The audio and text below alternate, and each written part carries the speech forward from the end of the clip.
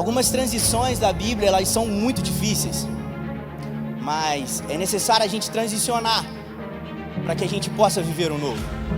E uma transição que fala muito comigo, o Carlinhos está aqui e ele que me atentou para ela, foi a transição de Moisés para Josué.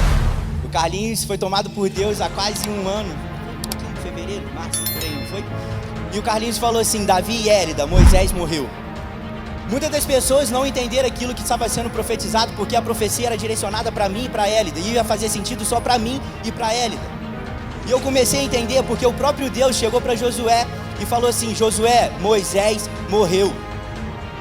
Eu acredito que Josué se colocou numa posição porque ele era especialista em ser auxiliar de Moisés.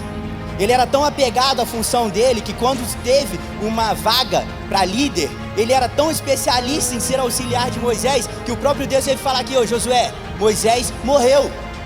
E pensa num cara que precisava de força, pensa num cara que precisava coragem, porque Deus teve que falar 3 vezes com ele. E cara, nossa, de covardia eu tô igualzinho Josué. E Deus usou poderosamente o nosso profeta aqui, que usa Air Force, o nosso pastor, para me atentar a isso.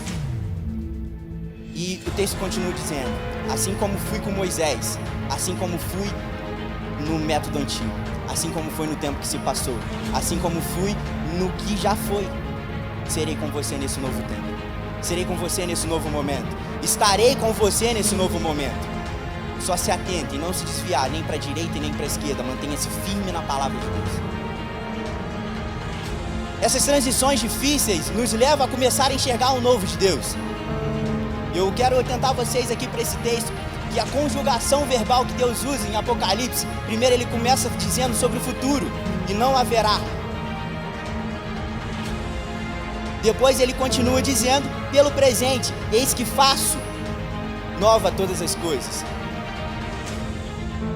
Depois ele passa para o passado, ele fala, já está feito.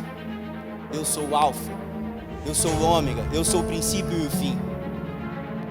O que Deus quer dizer pra gente com essas conjugações verbais? A gente sabe dos atributos de Deus. Ele é onipresente, onipotente e onisciente. Deus, ele não habita no nosso tempo, ele habita em todos os tempos. Naquilo que já está acontecendo para ele já foi feito. Por isso que o novo é agora. Quando ele declara que os céus, haverá novos céus e nova terra, a gente não vai chorar mais, não vai ter mais tristeza. Ele fala, ei, eu já estou fazendo uma coisa nova, mas ela também já está feita. E está reservada para mim e para você.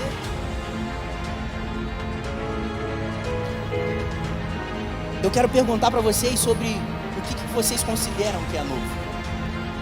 Se tiver algum corajoso de levantar e dizer aí alguma coisa, esse é seu momento.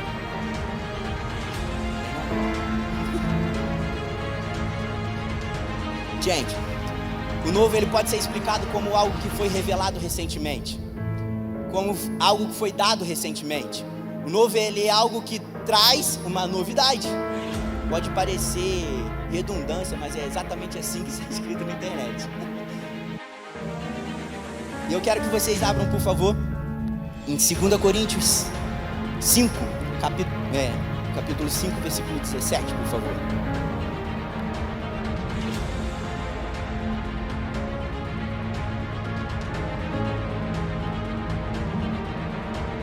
Amém? Portanto, se alguém está em Cristo, é nova criação, e as coisas antigas já passaram, eis que surgiram coisas novas. Tudo isso provém de Deus, que nos reconciliou consigo mesmo, por meio de Cristo, e nos deu o ministério da reconciliação. Então, o que o texto está aqui dizendo pra gente? Que tudo isso provém de Deus. O que é tudo isso? Todas as coisas novas. Então, se tudo provém de Deus, e Ele habita em todo o tempo, o novo é o próprio Deus. O novo, ele é o próprio Deus. Não há nada que será revelado que Ele não saiba. Não há nada que será dado que não tenha sido feito por Ele. Ainda que Ele tenha te dado a inteligência para desenvolver algo novo, ainda assim foi dado por Ele. O novo, ele é uma característica dos atributos de Deus também.